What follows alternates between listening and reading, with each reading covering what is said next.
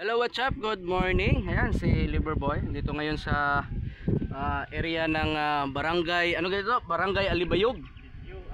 Sitio Alibayog, barangay Mandungaw, Pasig City. Ayan. City na yung Pasig, ano? Dito tayo pinunta natin yung area ni Mr. Salvador, ano? Pinakot po yung area po niya para malaman po niya kung magkano po yung aabutin ng kanyang roofing materials. Ayan, sa pangalan po ng Stormguard Roofing Services. Ayan, magandang araw po sa inyong lahat. Ayan, shoutout kay Boss Marvin, ayan, sa bayan ng Aklan. Ingat po kayo palagi, maraming salamat po.